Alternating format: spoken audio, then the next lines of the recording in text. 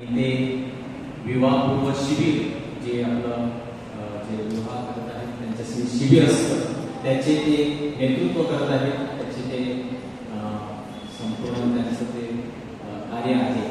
तर आज आपल्याला फादर नव्याने जन्म म्हणजे काय यावर आपल्याला ते प्रबोधन करणार आहे. फादरांचं मी आपल्या सर्वांच्या वतीने स्वागत करत आहे. वेलकम. Thank you. प्रभूचा गौरव असो. आता मी सर्वदा हालेलुया हालेलुया हालेलुया. मी तुमचं अभिनंदन करतो की तुम्ही संपूर्ण दिवस इथे असता. एवढे वर्ष मी फक्त ऐकून होतो. प्रथमच मला इथे येण्याची संधी मिळाली आणि मला बरं वाटतं की नवीन चर्च झाल्यावर मला पहिला इथे मी आलेलो आहे. त्याचा मला खूप आनंद वाटत आहे. सुंदर चर्च झालेला आहे. प्रभूचा गौरव असतो. माझ्या प्रिय बंधू भगिनींनो, मी तुमच्यासमोर काही माझे विचार मांडत आहे. तर पहिल्यापासून एक चर्चा अशी होती ख्रिस्त सभेमध्ये की येशू ख्रिस्त मानवी आहे की दैवी आहे. येशू ख्रिस्त मानवी आहे की दैवी आहे. आणि 17 लोक झाला तुम्ही उत्तर दिलं. आता मला तुम्हाला सस्पेन्स स्टोरी मी सांगेन असा तुम्ही ऑलरेडी आन्सर येशू ख्रिस्त दोन्ही आहे. बरोबर दोन्ही आहे. परंतु 17 लोक 17 विचार करतात.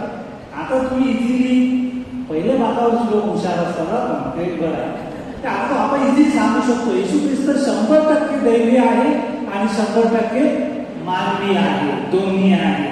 परंतु हे एका फटक्यात झालेलं नाही की एक दिवस सांगितलं. अनेक लोकांनी अनेक विचार केलेले आहेत आणि त्याच्यामध्ये अनेक विचार. एक असा वेळ होता की तेव्हा ते विचार करत होतो तो मानवी आहे.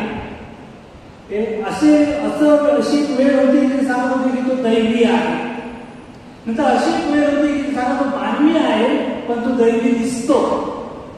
नंतर अशी एक वेळ होती तो दैवी आहे पण मानवी दिसतो. असे वेगवेगळ्या लोकांना आपल्या जे बोलतात ते सांगायची कारणं होती. पण शेवटी ख्रिस्त सभेने जाहीर केलं जे आपले विद्वान असतात त्या लोकांनी की तो 100% मानवी आहे आणि 100% बरोबर. हालेलुया. आता तुम्हाला काय प्रॉब्लेम आहे का याच्यामध्ये 100% मानवी आणि 100% दैवी आहे असं बोलल्यावर? नाही ना. नसलेला बरोबर ना. ते आता मी सांगतो माणसाबद्दल. आपण काय आहोत? आपण माणसंच आहोत का? आपण काय? आपण मानवी आहोत का दैवी आहोत? तुम्ही अख्खा दिवस प्रार्थना करता अख्खा दिवस चर्चमध्ये आणि तरी तुम्ही स्वतः मानवी बोलून घेता असं कसं? आपण मानवी आहोत का दैवी आहोत? तुम्ही स्वतःप्रती खूप क्रूर आहात असं मला वाटते. येशूपेक्षा तुमच्या स्ट्रिक्ट आहे असं मला वाटतं. आपण मानवी आहोत. पूर्ण 100% मानवी आहोत. बस तेवढेच. आणि आपण पापी आहोत असं शिक्षा झाली पाहिजे असं. आपण काय आहोत? जर का आपण मानवी आणि अशा येशू ख्रिस्ताचा उपयोग काय? मग येशू ख्रिस्त आला क्रूसावर मेला आपण अजून पण क्रूसावर मेला आपण अजून मानवी जर आहोत तर फायदा काय? मरण्याचा फायदा काय? क्रूसावर मरण्याचा फायदा काय जर का आपण मानवी आहोत तर? बोलतं चुकीचं नाही आहे. बरोबर आहे की आपण मानवी आहोत. मानवी म्हणजे या जगाची निर्मिती आहोत. दोन विचार आहेत. आता तो एक डार्विनचं नाव ऐकलंय का? त्याने सांगितलं की मनुष्य कुठून आला? माकडापासून आला. अशी माकडासोबत असते माकड सुधरत गेली. पहिल्या माकडाला 35% मार्क मिळायचे. मग त्याला 40% मिळाले. 80% 90% माणूस झाला. माकडामध्ये सुधारणा झाली आणि तो माणूस झाला असं त्याने डार्विनने सांगितलेलं आहे. पण मला वाटतं ते बरोबर आहे. चूक आहे. अगदी तू अख्खी दुनिया डार्विनने बोलते ना आपण चूक आहे का बरोबर आहे? डार्विन एवढं महत्वाचा प्रश्न इथे आहे आपल्याकडे का माकडापासून आहे. थोडा वेळ गेल्यावर मी आता एव्हावर येणार आहे तेव्हा तुम्ही बोलताना विचार करून बोलत जा. दोन्ही बाजूशी बोलणार आहे. मला काय करायचं? मी बोलून जाणार आहे, दोन्ही बाजूशी बोलणार नाही जाणार. तर माणूस माकडापासून आलेला आहे, हे खरं आहे का चूक आहे? चूक आहे. हा खरं आहे. माकडाची गुण आपण ध्यान का नाही, प्राण्यांची गुण आपण ध्यान का नाही. हा आपली निर्मिती, या जगाची निर्मिती आहे इव्हॉल्ड. मराठीला उत्क्रांती नावाचा शब्द आहे. जेव्हा आपण सुधारित झालेला, तर आपला जन्म जो आहे त्या म्हणजे पूर्वज आपले माकड होते, त्यांची अक्कल तुटली, जशी जशी सुधारत चालल्यात तशी. आता आताची पोरं बघितली की मला वाटतं की मी पण माकडच आहे. ते बालकी पोरं जे लहान मुलं ते रिमोट वगैरे चालवतात, मोबाईल चालवतात, तुम्हाला त्याच्यात समजत नाही काय स्टोरी आहे ती. अशी परिस्थिती आहे. त्यांच्यासमोर आपण मी पण इथं खूप जुना आहे असं मला भास होतो. तर आपली हे झालेली आहे, आपण पण जनावरांपासून आलेलो आहोत आणि या जनावरांचे गुण देखील आपल्यामध्ये आहेत. दोन जनावरांचे गुण देखील आपल्यामध्ये आहेत, कमी प्रमाणामध्ये दिसून येत नाही. असं काही गुण जे आहेत ते बरं भावनिकरित्या पण आणि शारीरिक पण गुण आपल्यामध्ये आहेत. मी त्यावेळी मागे वाचत होतो, रोज ना अंगाला काय तर शहारे काटे येतात, आपली केस असे उभे राहतात, हे जनावरांमधला गुण आहे. जनावर जेव्हा ते फायटिंग करायला लागले का स्वतःला असं पॉवरफुल दाखवण्यासाठी त्यांचे ते केस उभे राहायचे, अशी ती सिस्टम होती तेव्हा त्यांच्यामध्ये. आता माणसाला गरज आहे पण ती सिस्टम अजून आहे, तर एवढी वापरली जात नाही. परंतु म्हणून ते काटे उभे राहतात. तर काहीतरी धोका आहे, काहीतरी असं वेगळं काहीतरी आपण ऐकलेलं आहे, तेव्हा ते तसे करत असतात. तर आपला जन्म या जनावरच्या आणि बरेच गुण आहेत. असे आपला रगत सुटतो, माझ्या ना रगत प्लॉट होतो, प्लॉट ते कसं आहे, ते पण जनावरांमधूनच आलेले गुण आहे. ते कशाला पहिले ते मारामारी करतात आणि नंतर मी कातडी फाटली की परत ते बंद होणे गरजेचं आहे लगेच, नाहीतर मग तो रक्त जाऊन एखादा व्यक्ती मरू शकतो. म्हणून ती सिस्टम त्याच्यामध्ये लावून ठेवलेली आहे की ते रक्त जे आहे ते सुटून जाणार. त्याचप्रमाणे भावनिकरित्या देखील आपल्यामध्ये काही गुण आहेत. भावनिकरित्या देखील काही गुण आहेत. राग, द्वेष, तुषास्तोचा कुठून आलेलं आहे? हे आपले पूर्वज माकडापासून इव्हॉल्व झालेले आहे. तो डार्विन खोटा बोलत नाही, हे पहिला लक्षात ठेवणं गरजेचं आहे. मग मी माझ्या दुसऱ्या टप्प्याकडे येतो. मग आदाम आणि हव्वाची काय स्टोरी आहे? त्याने सांगितलेलं की एक दिवस देव आला असा सकाळी, त्याला काहीतरी वेगळं करूया. मग त्याने अशी कृती बनवली, हे बनवलं, झाडं बनवले, आदाम बनवला. ऑटोमॅटिक पटापट माती घेतली का, पटापट आदाम बनवून टाकला. ह्यो एकटाच आहे आणि एव्हा बनवली, एक फासली काढली, बरोबर ना, आणि त्याने एव्हा बनवलं.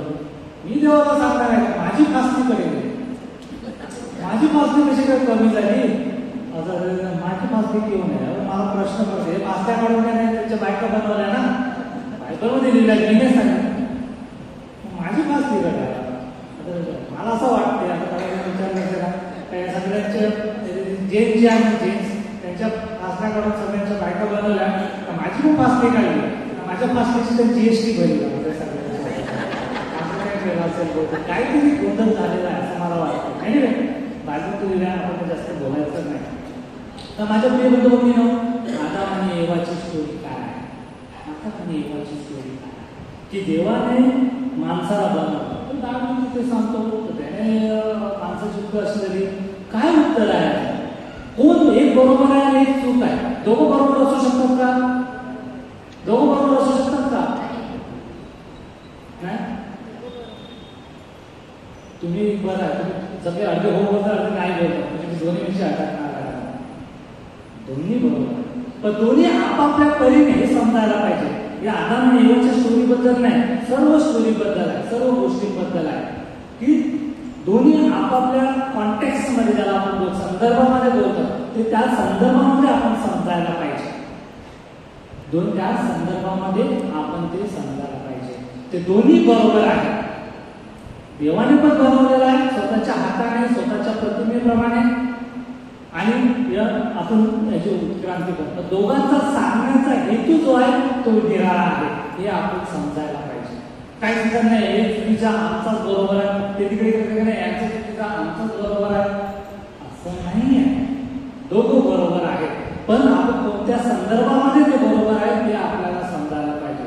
बऱ्याच वेळेला आपल्याला समजत नाही आणि मनुष्य एका बाजूची टोकाची भूमिका घेतो आणि मग सर्व गोंधळ होतो. तर त्याच्यामुळे इथे समजायला पाहिजे. तर मी तर सांगेन की इथे 2 जन्म आहेत, 2 जन्म आहेत. एक देहापासून देहाचा जन्म आणि आत्म्यापासून आत्म्याचा जन्म, हे 2 निराळ्या गोष्टी आहेत, हे आपण समजायला पाहिजे. आणि आपल्याला हे 2 जन्म आहेत. जन्म म्हणजे काय? जन्म जन्म शब्द ऐकला तुम्ही? जन्म म्हणजे सुरुवात. त्या माणसाच्या जीवनाला तिथून तो नव्हता, अचानक तो होतो. नव्हत्यातून होता होण्यासाठी कशामुळे? कारण तो जन्म घेतो म्हणून. तर आपण एक जन्म घेतो, या शरीराचा जन्म घेतो आईच्या उदरातून. फ्लेश फ्रॉम फ्लेश हा आपला जन्म आहे. आपण हॉस्पिटलमध्ये अमेरिका तारखेला माझा जन्म झालेला आहे, आणि सरकारी पत्रक जन्म दाखला, जन्म दाखला, तो जन्म दाखला आहे म्युन्सिपालिटी मधून, तो आपल्याला मिळतो, आपल्याला लागतो, तो आपला जन्म आहे. Birth from flesh, birth of a flesh. म्युन्सिपालिटीला स्टॅम्प मारून देईल की बाबा हा जन्म अमुक तारखेला अमुक वेळेला अमुक ठिकाणी आणि जन्म घेतलेला आहे. हाडा मांसाचा जन्म. तुमच्या किती जणांनी तो जन्म घेतलेला आहे?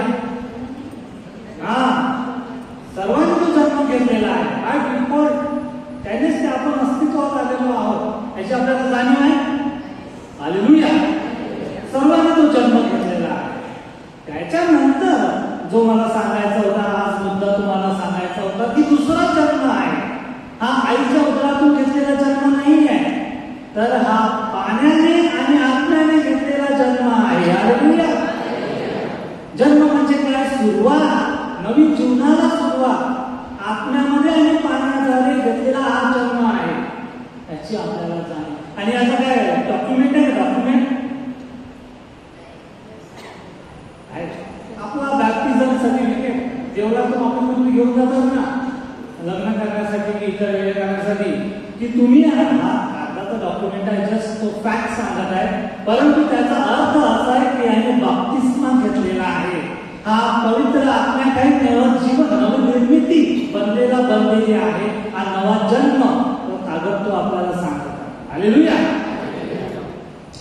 कागद वेगळ्या नंतरच्या गोष्टी आहेत, परंतु त्याच्यावर ऍक्च्युअली कसं व्हायला पाहिजे, त्याच्या अगोदर ऍक्च्युअली कसं व्हायला पाहिजे, तर आपण तो जन्म घेतलेला आहे का पाण्याने आणि आत्म्याने? हा प्रश्न आहे. हा स्वतःला विचारायचा प्रश्न आहे की माझा जन्म, माझ्या जीवनाची सुरुवात पाण्याने आणि आत्म्याने झाली आहे का? हे कुठे लिहिला? योहानाचा शुभवर्तमान 3रा अध्याय 5वी ओळ. ती ओळ मी वाचली आणि तिथे सांगितलेलं आहे की देवाच्या राज्यामध्ये कोण जाऊ शकतो? देवाच्या राज्यामध्ये कोण जाऊ शकतो? येशू ख्रिस्त या ओळीमध्ये सांगत आहे की ज्याने पाण्याने आणि आत्म्याने बाप्तिस्मा घेतलेला आहे तो देवाच्या राज्यामध्ये जाऊ शकतो. अमेरिकेला कोण जाऊ शकतो? कोण? ज्याच्याकडे विजा आहे तो जाऊ शकतो. मला पण वाटतं जातो, विजा नाही तर काय करते, घेणार नाही मला. कवडाही सांगितलं, किती सांगितलं, किती सांगितलं ते घेणार नाही मला. मला जर अमेरिकेमध्ये जायचं असेल, दुबईला जायचं असेल आणि माझ्या मनात आला मला पाकिस्तानला जायचं असेल, विजा लागेल. विजा. तुम्हाला स्वतःच्या राज्यात जायचं असेल काय लागेल? पाण्याने आणि आत्म्याने घेतलेला जन्म, तो जीवन. जन्म म्हणजे सुरुवात. तो जन्म तुम्ही घेतला आहे का? स्वतःला विचारायचं. काय त्याचा अर्थ काय? पाण्याने आता योग जन्म समजतो, पिढ्यानं बर्फी खाली का समजते की मला शरीराने मी जन्म घेतलेला आहे, बाळाने जन्म घेतलेला आहे, पण आत्म्याने आणि पाण्याने जन्म घेतलेला आहे की नाही हे कसं समजणार? इथे जे बसलेले आहेत तुम्ही सर्वजण, मी पण, आपण सर्व कॅथलिक आहोत, देवळात आहोत, म्हणून असं आहे की आपण जन्म घेतलेला आहे असं गृहीत धरलेला आहे. आपल्याकडे बाप्तिस्मा रजिस्टरमध्ये आपण एंट्री केलेली आहे म्हणून आपण घेतलेला आहे. ते आपल्याबद्दल सांगत आहे ऍक्च्युअली आपण पाण्याने आणि आत्म्याने जन्म घेतलेला आहे का? ऍक्च्युली आपण आपल्या श्रद्धेमध्ये जीवन आपण जगत आहोत का? ऍक्च्युली आपण प्रभूमध्ये जीवन जगत आहे हा प्रश्न सर्वात मोठा प्रश्न आहे. बऱ्याच वेळेला आपण आपली ओळख काय होते? कॅथलिक नाव आहे, सर्टिफिकेट आहे की या चर्चमध्ये आपण येतो, पुरेशी ओळख नाही आहे. काय करायला पाहिजे?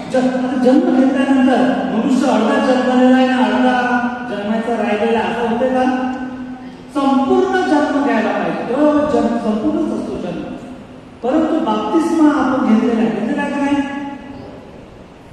ही विधी झालेला आहे. विधी डोक्यावर पाणी ओतलेलं आहे, बहुतेक झालंच असणार, मला काय आठवत नाही, लहान होतो तेव्हा, तुम्हाला पण नसेल आठवत, तो विधी झालेला आहे. पण आपण तो जन्म घेतलेला आहे का? मोठा प्रश्न आहे. कधी कधी आपण स्टोऱ्या ऐकतो, घटना ऐकतो आणि आपण कधी विचार ऐकतो आणि पाण्याने आणि आत्म्याने आपला जन्म झालेला आहे की नाही, झालेला आहे की नाही याच्यावर प्रश्नचिन्ह निर्माण. कारण त्या प्रकारचं वागणं, त्या प्रकारची साक्ष आपल्या जीवनाद्वारे असणे गरजेचे आहे. हालेलुया, बरोबर का नाही? मला पटते की नाही? आता प्रॉब्लेम असा आहे की आपण जर साध्या जन्म श्वास घेतला नाही, बाळाने श्वास मरून जाईल. परंतु या आत्म्याने पाण्याने जर का जन्म आपण घेतला नसेल तरी आपण श्वास घेत राहू आणि शरीराने जिवंत राहू, परंतु आत्म्याने आपण नसू. मग असण्यामध्ये अर्थ आपलं जीवन जे आहे ते आपल्या कोणत्या लेवल, हे लेवल आहे, लेवल एक मानवी लेवल आहे आणि दैवी लेवल आहे. येशू ख्रिस्त दोन्हीमध्ये 100% मार्क्स काढलेले आहेत. मानवी लेवलमध्ये आपला पण 100% मार्क्स आहे, टेन्शन नाही. परंतु आपण त्या मानवी लेवलवरच राहायचं आहे का? काय बाप्तिस्मा घेतला, पाण्याने आत्म्याने जन्म घेतलेला आहे, मग आपण त्याच लेवलवर राहणार का?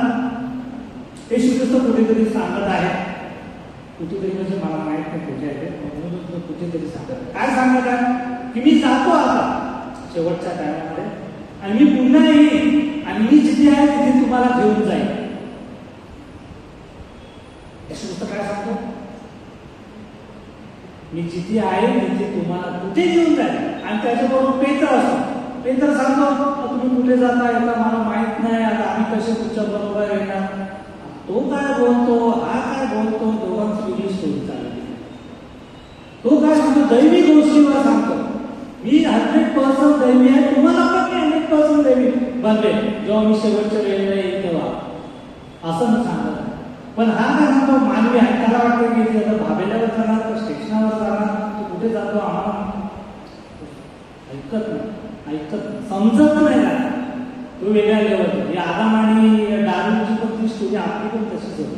ते काय सांगितलं जात आहे आपल्या लक्षात येत नाही. तर येशू ख्रिस्त सांगतो की ते म्हणजे परमेश्वराची अपेक्षा काय आहे की आपण मानवी आहोत, मानवी गुण आपल्यामध्ये आहे, परंतु आपण तिथेच राहावी का? आपण पण दैवी व्हायला पाहिजे, त्या लेवलवर आपण जायला पाहिजे, अशी परमेश्वराकडून आपल्याकडून अपेक्षा आहे. हालेलुया. आणि त्याने पहिलं त्याचं उदाहरण दिलेलं आहे, स्वतःने त्याने मार्ग दाखवलेला. दाऊद क्रुसावर, आपण तो क्रुसावर मरावी अशी त्याची इच्छा नाही, माझी ती बिलकुल इच्छा नाही. क्रुसावर मरावी, पण येशूचा जो मार्ग होता, येशूचा जो शिकवणूक जी आहे ती जर आपण पाळली, त्याचं अनुकरण केलं तर आपण देखील 100% मानवी असताना 100% दैवी होणार. तर त्याच्यासाठी आपल्याला त्याचं अनुकरण करणे गरजेचं आहे. तर मी सांगतो ना, हे जे आपण ऐकतो, मी तुमच्यावर आपल्यावर हे सर्व आपल्याला समजतं, कळते, पण वळत नाही. जेव्हा ऍक्च्युअल परिस्थिती येते आपल्याला या येशू ख्रिस्ताचं अनुकरण करण्याची, मानवी स्वभावाच्या परे जाण्याची, दैवी स्वभाव अंगीकारण्याची, त्यावेळेला आपण कमवत असतो. कारण दैवी स्वभाव म्हणजे या कंपाऊंडमध्ये तेवढाच देव तिथेच आहे, बाकी आपल्या घरी आपली स्टोरी चालते, अशी आपली मानसिकता झालेली आहे. तर त्याच्यामुळे हा दैवी स्वभाव जो आहे तो अंगीकारण्याचा आपल्यामध्ये संत पौल काय सांगतो? श्रेष्ठ गोष्टींची उत्कंठा बाळगा. काय सांगतो? श्रेष्ठ गोष्टींची उत्कंठा बाळगा. ही माणसाच्या मनामध्ये ती उत्कंठा असायला पाहिजे. ती श्रेष्ठ गोष्टी. पण माणूस जो आहे ना, मोशेचं उदाहरण जर घेतलं तर मोशे काय करतो, गुलामगिरीमध्ये होते सर्व, फारोच्या गुलामगिरीमध्ये. ओके, तर त्यांना खूप काम करायला लागायचं, जेवण बरोबर मिळत नाही, पगार नाही वेळेवर, हे नाही ते नाही, ते सगळं प्रॉब्लेम. मग मोशे त्यांना तिथून बाहेर काढतो, घेऊन जातो. कुठे घेऊन जातो? तो अभिवचन दिलेल्या प्रदेशामध्ये घेऊन जातो. पण घेऊन जाताना तो अरण्यात, पण तू बाहेर निघाल्यावर थोडे पुढे गेले स्टेशनापर्यंत, तो काय फारोचे सैन्य असले ना, यार मारूनच टाकणार, ते सैनिक आहे, मारून टाकणार ते. मग मोशे काय करतो, काय करायला लागतो, तो समुद्र दुभावतो. शक्य गोष्ट आहे का? अशक्य गोष्ट आहे, पण तो करतो त्याच्या लोकांसाठी. आणि त्यांना त्या ह्याच्यातून घेऊन जातो, सुक्या जमिनीवरून ते चालत गेले. एवढं सर्व केल्यानंतर जेव्हा तिकडे गेला, मोशेवर डोंगरावर जातो प्रार्थना करायला. हे काय करतात? सोन्याचा वासरू बनवतात. मी काय दाखवते आपल्याला? मानवी वृत्ती आहे. देव कितीही चांगला वागला, कितीही चांगल्या गोष्टी आपल्या जीवनामध्ये घडल्या, तरी पण शेवटी आपली वृत्ती कशी होते? जरासा चान्स मिळू दे तर लगेच आपण 100% मार्क मिळाला ना आपल्याला मानवी जन्मामध्ये, तिथेच राहण्याचा आपण प्रयत्न करत असतो. परंतु तिथून वर उठणे गरजेचं आहे, हे प्रयत्नशील आहे. ती दावीद आणि शौलाची गोष्ट आहे. शौल राजा होता, दावीद राजा होणार होता. दोघांमध्ये फुसफुस भांडण, आणि नंतर मध्ये एकमेकाचा जीव घेण्यासाठी एकमेकाच्या मागे एक जण जातो, दावीद जातो, तर शौल तिथे झोपलेला होता आणि याच्या हाताने भाला होता, आणि शौल पण त्याच्या जीवनावर उठलेला आहे. याला चान्स होता, झोपलेला आहे, इथेही मारू शकत होता. एक साधा मनुष्य जर का त्याची दुसऱ्याची शेंडी याच्या हातात आली तर काय खेचणारच ना, तर ह्यो माझा दुश्मन आहे, तिथे तो झोपलेला आहे. मारला का काय? मारू शकतो का नाही? सिंपल. जर तो 100% मानवी लेवलवर जर राहिला असता तर त्याने काय केलं असतं? मानवी पातळीपेक्षा जरा उंच विचार करायला आपण प्रयत्न करणे खूप गरजेचं आहे. खूप महत्त्वाचं. त्या आदम आणि येशू ख्रिस्ताचा आता तिथे सैतान येतो एदेनच्या बागेमध्ये, आणि आदामला काय सांगतो? एवेला सांगतो, दोघांना सांगतो घ्या काय तेव्हा कशाला आपण जायचं. त्यांना काय सांगतो? हे तुम्ही फळ खा, ऍपल तुम्ही खा, काय व्हा तुम्ही देवासारखे व्हा. हो ते दादा बोलला असेल, आपण सांगितलं का या जगाचं फळ खायचं नाही. सैतान बोलला हे नाही काय ऍपलचा भाव काय चालला, खा का नाही, सिंपल आहे. समजलं तर त्याने पण तो आदाम आहे मानवी लेवलवरच आहे. सैतान परंपरा दुसऱ्या कोणाला तरी असं बोलायला, येशू ख्रिस्ताला बोलायला. येशू ख्रिस्त जेव्हा अरण्यामध्ये होता तो सैतान परत आला, तोच सैतान. आणि काय सांगतो? दगडाच्या भागात माझी स्टाईल फॉलो करतो, आणि तुला खायचे वांदे आहे, तू अरण्यामध्ये आहे ना, दगडाच्या भागावरती तुला पाहिजे तेवढे नोटाच्या गट्टी तुझ्याकडे असतील, तुझ्याकडे पॉवर आहे ना, तू फक्त माझा मार्ग फॉलो कर, तुला पाय तेवढा काहीच कमी पडणार नाही. सापडतात का नाही नोटाच्या गड्ड्या पॉवर असलेल्या लोकांच्या जवळ? पेपर वाचतात का नाही?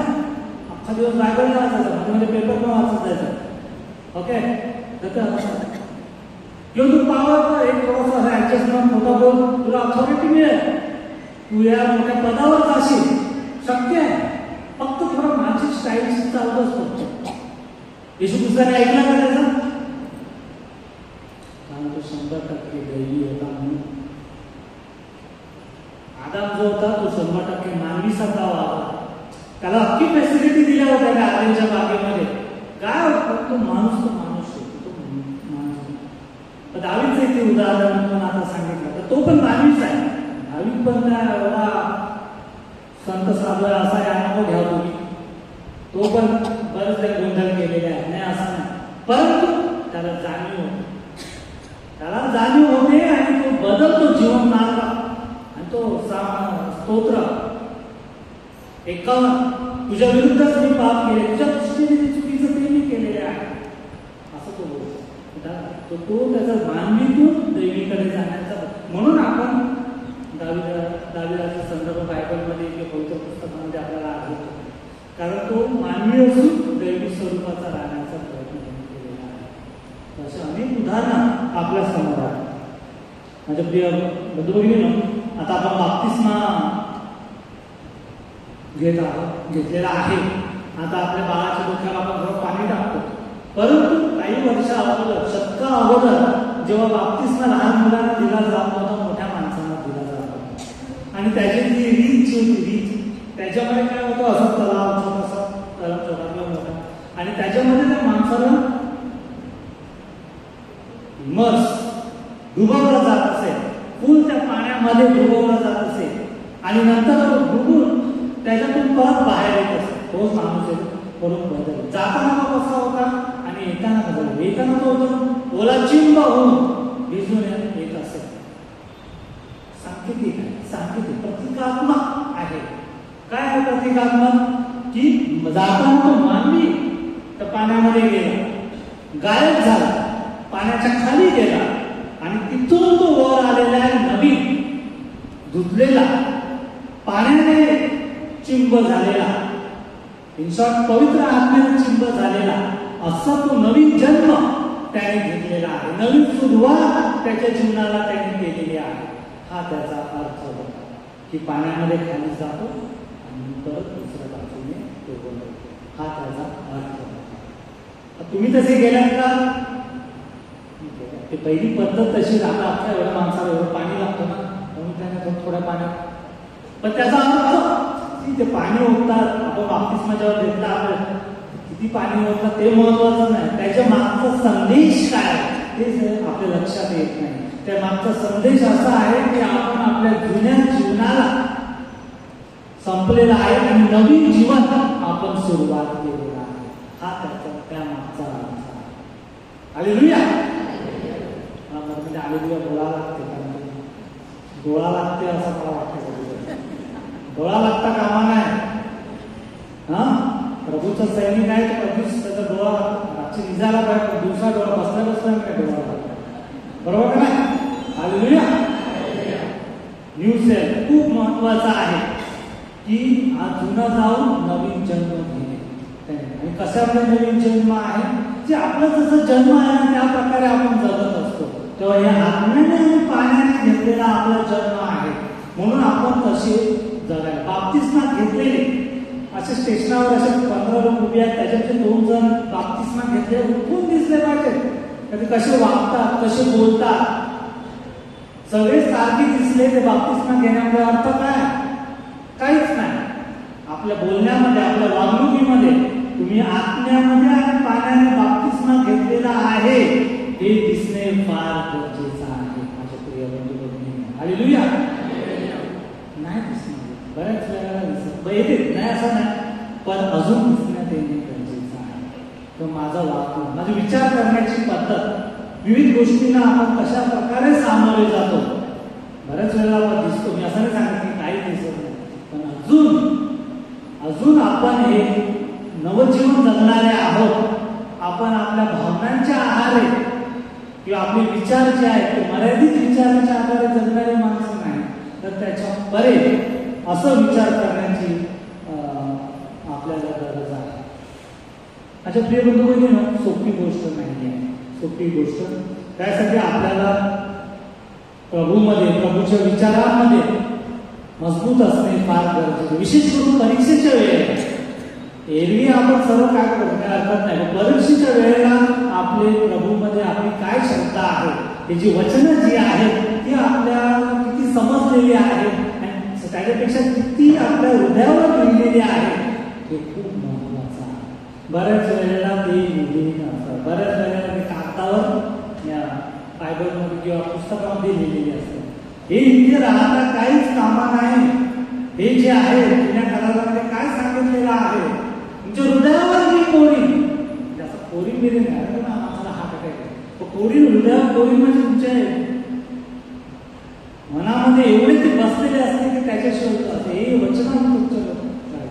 परंतु आपण तशी परमेश्वराला संधी देणे गरजेचं आहे की त्याची वचनं जी आहेत ती आपल्या हृदयामध्ये पेरलेली असणे गरजेचं आहे.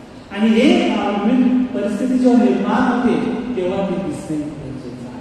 पण बऱ्याच वेळेला परीक्षेच्या वेळेला की जेव्हा आपली दाखवायची वेळ येते की आपण काय आहोत कोण आहोत त्या वेळेला आपण कमी करतो. हे नवीन जन्म आपण घेतलेला आहे की आपण मानवी त्या रक्त आणि हाडाची निर्मिती नाही तर आपण पाणी आणि आत्म्याची निर्मिती आहोत हे आपण बरोबर डार्विनच्या लेवलवर राहत असतो. आपण एव्हच्या बागेमध्ये निर्माण केलेल्या आदाम आणि एव्हेच्या लेवलवर आपण येत नाही. खाली उतरून परत डार्विनच्या लेवलवर आपण जाण्याचा प्रयत्न करतो. त्यासाठी सर्वप्रथम गोष्ट आज जी मला तुम्हाला सांगायची वाटते ती म्हणजे आत्मपरीक्षण. आत्मपरीक्षण काल आपण इनिशियल्स ऑफ लोयोला यांचा सण साजरा केला. त्यांची एक मोठी गोष्ट आहे एक्झामिनेशन ऑफ द कॉन्शियन्स. आत्मपरीक्षण, स्वतःच्या जीवनावर मनन चिंतन करणे. मी कसा आहे काय आहे हे स्वतः आत्मपरीक्षण करणे ही वृत्ती आपल्यामध्ये असायला पाहिजे. आत्मपरीक्षण म्हणजे कोणाच्या हिशोबाने, माझ्या हिशोबाने नाही, परमेश्वराच्या हिशोबाने आत्मपरीक्षण करणे गरजेचं आहे. तुम्हाला जर सांगितलं की हा दरवाजा मोठा आहे की लहान आहे, काय उत्तर द्या तुम्ही? हा दरवाजा मोठा आहे की लहान आहे? लहान आहे. कशावर? तो मोठा आहे बरोबर का नाही? बरोबर पुढे बसला मला खायला हा लहान आहे कारण त्या दरवाजाच्या हिशोबाने तो लहान आहे. ते कोणाच्या हिशोबाने हे फार महत्वाचं आहे. तेव्हाच ते बरोबर आहे का चूक आहे ते ठरत असते. तेव्हा आत्मपरीक्षण आपण करायला पाहिजे. कोणाच्या हिशोबाने? माझ्या हिशोबाने आत्मपरीक्षण केला ते मला वाटतं मला संत बनवायला पाहिजे. आपल्या फादर हिशोबाने समजे नाही मी तरी काय करू, मला संत बोजा माझ्या हिशोबाने. माझ्या हिशोबाचं काय? येशूच्या हिशोबाने बरोबर आणि नंतर.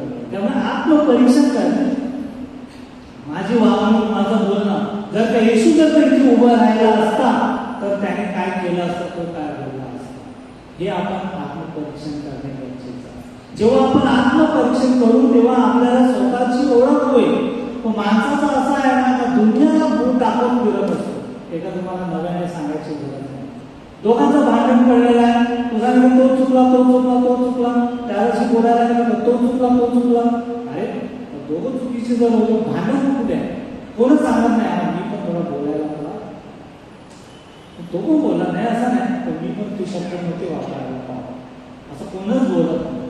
त्यामुळे येशूच्या हिशोबाने आत्मपरीक्षण स्वतःचं परीक्षण करणे फार गरजेचं. तेव्हा आपल्याला समजेल की आपली किती मार्क आपल्याला मिळाले, आपली लेवल काय आहे, आपण किती मानवी आहोत आणि किती दैवी होण्याचा आपण प्रयत्न करतो. येशू ख्रिस्त जिथे आपल्याला घेऊन जाणार आहे, जिथून घेऊन जाण्याची वचन देत आहे, तिथे आपण केवढे पोचलेलो आहोत त्यासाठी आत्मपरीक्षण करणे गरजेचं आहे. आपण शांत बसा.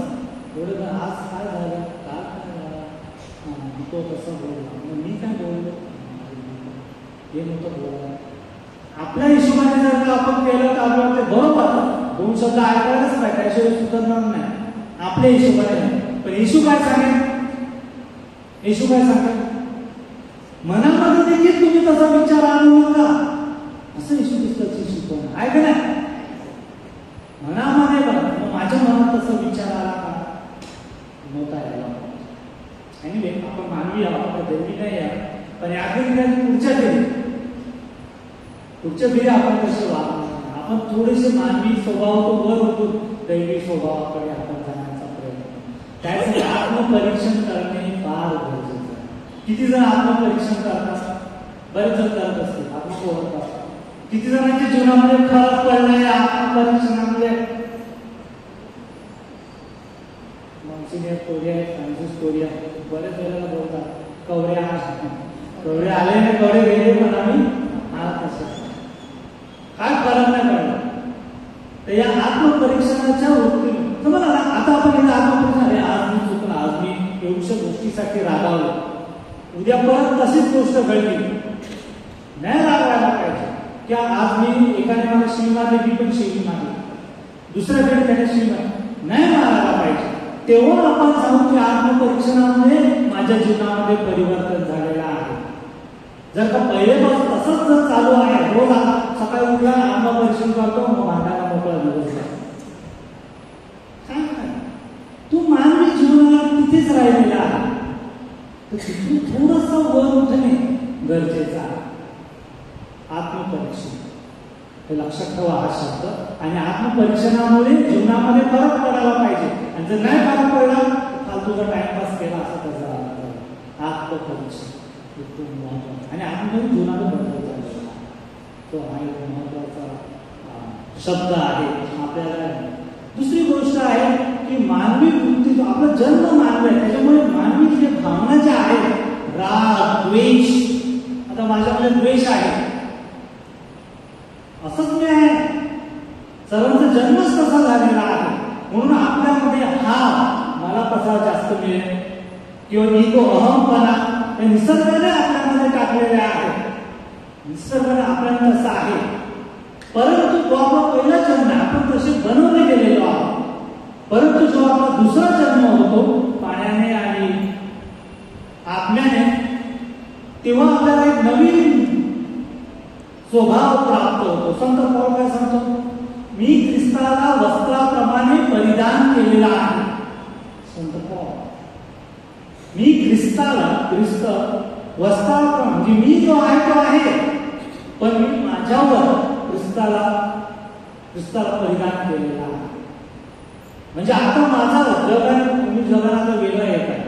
वस्त्र खूप महत्वाचं असते. आपले कपडे, आता फादर मी असे कपडे घातले, आम्ही पिकनिकला एक कपडे घालून मी पिकनिकला जावं, जेव्हा टी शर्ट घातलेली असेल, स्पोर्ट्स टी शर्ट घातलेली असेल, तुम्हाला बघून समजेल का पिकनिकच्या बोर्डमध्ये. यातून समजतं मी आता प्रीचिंगच्या बोर्डमध्ये. रात्री झोपायला मी जुने कपडे घालतो, आता दिवस लग्नाला असेल तर एकदम चकाचक. तो वस्त्रामुळे, कपड्यामुळे आपल्याला समजते की माणसाची काय मानसिकता आहे, तो कोणत्या स्थितीमध्ये आहे. आणि संत पौल काय सांगतो, मी ख्रिस्ताला वस्त्राप्रमाणे परिधान केलेला आहे. माझी गुण जरी मानवी नसले तरी पण मी जाणीवपूर्वक, आणि ऑप्शन आहे कोणते कपडे घालायचे. मी आता लोकांना वाटते की योग ख्रिस्ताचा कोणतरी आहे, कारण मी तसे कपडे घातलेले आहेत.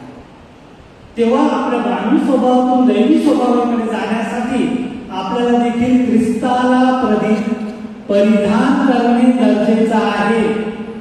जर का आपण ख्रिस्त परिधान नाही केला तर आपण नाही मानवी स्वभाव सोडू शकत आणि दैवी स्वभावाकडे आपली वाटचाल करू शकत. कानाबरोबर बोलत असतो ना आपण, जगतो जीवन नवे मी माझे, बरोबर का नाही? आपण जगतो जीवन मी माझे, ख्रिस्त जगतो त्याचे जीवन तिकडे, असं ख्रिस्त माझ्यामध्ये असणे गरजेचं आहे. आपण त्या दिशेने प्रयत्न करायला पाहिजे. ख्रिस्त कुठे आपण बायबलमध्ये वाचतो, ख्रिस्त असं केलं, तसं केलं, तसं केलं, तसं केलं, हे दुसऱ्यांना आपल्या जीवनामध्ये दिसायला पाहिजे. हालेलुया. तेव्हा आपण सांगतो की ख्रिस्ताला आपण वस्त्राप्रमाणे परिधान केलेला आहे. जर काय इथे जो ख्रिस्त आपल्याला दिसतो, जो ऍक्च्युअल ख्रिस्त आहे तो आपल्या वागण्यामध्ये दिसला नाही, म्हणजे आपण बोलू शकत नाही की मी ख्रिस्ताला परिधान केलेला आहे. तर ख्रिस्ताला परिधान केल्याशिवाय आपण या दैवी स्वभावाकडे आपण वाटचाल करू शकतो. त्याच्यामध्ये ख्रिस्ताला परिधान करणे फार गरजेचं आहे. हालेलुया. अगदी महत्वाचा मुद्दा म्हणजे हे आपोआप होणार नाही, बाय डिफॉल्ट न होणार नाही. आपल्याला डेलिब्रेट एफर्ट, जाणीवपूर्वक प्रयत्न करायला पाहिजे. जाणीवपूर्वक प्रयत्न करायला पाहिजे. आपोआप होणार नाही. आपोआप काही गोष्टी आपोआप होतात ना, आपोआप होणार नाही. दैवी स्वरूप धारण करत आत्म्याने आणि पाण्याने जन्म घ्या, हे आपोआप होणार नाही. फादर तुम्हाला पाण्याने काहीच होत नाही. ही संकेत आहे, एक्सटर्नल साइन आहे ऑफ इंटरनल डिस्पोजिशन. आंतरिक बदलाचं ते बाहेरील चिन्ह आहे. पण ते बाहेरील चिन्ह नको, तर आंतरिक बदल व्हायला पाहिजे. आपोआप होणार नाही. मानवीतून दैवीकडे वाटचाल करणे, त्याच्यासाठी आपल्याला प्रयत्न करावे लागतील. जर जाणीवपूर्वक प्रयत्न केले नाही तर आपण त्या मानवी स्वरूपामध्येच राहणार. आता चकाचक दिवला इथे, बरोबर, हे असंच राहणार आहे चकाचक कायमचं. एक आठवड्याकडे अगदी धूळ पडलेली असेल इथे. मग हे चकाचक करण्यासाठी जाणीवपूर्वक प्रयत्न म्हणजे दर आठवड्यात जे असेल ते दररोज इथे झाडू मारणे, सरोई पुसणे, इमाजी पुसणे, या गोष्टी कराव्या लागतात आणि केल्या जातात. म्हणून हे असं राहिलेलं आहे. नाहीतर म्हणजे लगेच त्याची धूळ जमायला सुरुवात होते. म्हणून हे टकाटक जर ठेवायचं असेल, जाणीवपूर्वक प्रयत्न करायला पाहिजे त्याच्यासाठी, डेलिबरेटली. आणि आपोआप ते सुंदर नवीन केलेलं आहे, फार सुंदर आहे असं सोडून जर ठेवलं, आपोआप इथे ते सुती यायला लागतील, आपोआप इथे सगळं भूल पडेल, आपोआप इकडे मुंग्या यायला लागतील, तिथे तिथे तिथे आपोआप भूल. आपलं देखील तसं आपली मानवी वृत्ती जी आहे ना ती तशीच असते. आपोआप आपण त्या मानवी वृत्तीकडे जात असतो. परंतु दैवी वृत्तीकडे जाण्यासाठी विशेष प्रयत्न करणे गरजेचं आहे. हालेलुया. लक्षात येते का? तुम्ही करता का नाही प्रयत्न? हा बोला सर, तुम्ही प्रयत्न करता का नाही? हा, सर्वजण आपण प्रयत्न करतो. म्हणून आपण त्या दैवी वृत्तीकडे चाललेलो असतो. जर आपण प्रयत्न करायचं सोडून दिलं, आपण परत आपली लेवल मानवी वृत्तीकडे. तो हा मानवी वृत्तीकडे जाणे हा डेलिब्रेट एफर्ट आहे. नंतर हा डेलिब्रेट एफर्ट आहे, हा इझी, सोपा, आनंददायी एफर्ट आहे का? काय वाटतं तुम्हाला? सोपा आणि आनंदी आहे का? सुख देणारा आहे का? सुखावणारा आहे का? मराठी शब्द थोडी तिकडे आहे, तुम्ही समजून घ्या. मला काय सांगायचं आहे ते महत्वाचं आहे. समजलं? मराठीचा टीचर असल्यावर चुका नको काढा. मी जेव्हा तुम्हाला तारा दाखवतो तेव्हा ताऱ्यावर बोटावर नका बघू. तर हे जे एफर्ट आहे, सांगायला मानवीपासून दैवीकडे जाणारे, हे आनंद करणारे, हॅपीनेस देणारे आहेत का? हे काय तो दैवीच होता. 100% मानवी, 100% दैवी. पण दैवीपण येण्यासाठी, पुनरुत्थित होण्यासाठी जो येशूचे प्रयत्न होते, ते काय तुम्हाला प्लेजर ऍक्टिव्हिटी होती कधी? आनंद देणारी अशी होती का? नाही. पुनरुत्थानाचा मार्ग कालवारीच्या टेकडीवरून जातो. म्हणून बऱ्याच जणांना पुनरुत्थानाचा मार्ग चालतो. आणि त्याचे काही दिवसांनी असतात ते असे आडव्या वाटायला जातात, टर्न मार्ग. पण खरा मार्ग जो आहे पुनरुत्थानाचा, तो कालवारीवर. आणि कोणालाही कालवारी टेकडीवर जायला हौस कुणाला, येशूला पण नव्हती. येशूला कुसर मारणार असं त्याची बिलकुल इच्छा नव्हती. तिला तर विचारतो ना, तू एवढ्या जर आला आहेस का? तू सांगू शकतो असं? तसं नाही बोलतो, मला तसं नव्हतं सांगायचं. पण सत्याला सत्य काय सत्य म्हणून तू मुलाला त्यांचे मान्य केले. त्याचा परिणाम मरणामध्येच होणार होता. मंदिरामध्ये तो जे करला ते इथेच त्याला शास्त्री पुरुषांशी त्याने वाद घातला, शेवटी तो इथेच येणार होता. चालेल, कालवारीचा मार्ग. पण पुनरुत्थानाकडे जाणारा मार्ग, दैवी मार्ग. सगळ्यांना वाटतं की आम्हाला 100पैकी 95 मिळाले. सगळ्यांना वाटतं. एक जण आहे अभ्यास करणार, रात्री जागा राहणार, कार्टून नाही बघणार, स्ट्रगल करणार, कालवारीचा मार्ग. दुसऱ्याला वाटते का थोडं चिठ्ठ्या घेऊन गेलो. कोणता मार्ग तुम्ही घ्या, तर यो मार्ग जो आहे हा सुखद नाही आहे. तर त्याच्यामुळे बरेच जण त्या मार्गामध्ये जाण्याचे, मी मानवी आहे ना, काय करणार, आम्ही दुर्बल, मी आपण असं सांगतो. ही वृत्ती बऱ्याच मानवी वृत्ती. पण हा मार्ग सोपा नाही, कठीण मार्ग आहे, दिवसाचा मार्ग आहे आणि तो जाणीवपूर्वक आपण स्वीकारायला पाहिजे.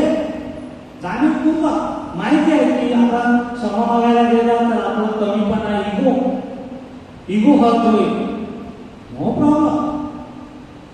काळवरीचा मार्ग आहे पण तिथे जाणार. तर माझ्या प्रिय बंधू आपण मानवी आहोत, आपल्यामध्ये मानवी दुर्बलता आहे, नो प्रॉब्लेम. पण आपण जर येशूची अनुयायी असू तर त्या लेवलवर आपल्याला राहता चालणार नाही. येशूसारखे 100% नाही, परंतु 60-70-80% तरी आपण थोडीशी आपल्या बोलण्यामध्ये आणि वागण्यामध्ये आपण वर उचललेले असे असणे गरजेचं आहे. आणि ते फक्त आपण स्वतःसाठी जज करू शकतो की माझ्या जीवनामध्ये मी कसा वागतो, दैवी जीवनाकडे माझी वाटचाल किती प्रमाणामध्ये झालेली आहे. बऱ्याच जणांना वाटते की 100% देवी जन ती एक वेळेची गोष्ट नाही आहे, सतत घडून येण्याची गोष्ट आहे, सोपं नाही. त्यासाठी आपल्याला ईश्वरी कृपेची गरज आहे. म्हणून दिवसभर इथे प्रार्थना करतात की परमेश्वरा मला तुझ्यासारखा बघा, माझ्या जीवनामध्ये जी काही स्थिती आहे त्याच्यावर मात करण्यासाठी मला तुझी शक्ती दे. ही शक्ती मागण्यासाठी संपूर्ण दिवस आपण इथे बसलेलो आहोत. तर माझे पाणी तुझ्या कानाला ही आपली प्रार्थना आहे. असं तर म्हणजे प्रेमबंधूंनो ही कृपा आपल्याला मिळावी म्हणून आपण 160 दिवसात दिवसभरामध्ये आपण प्रार्थना करूया.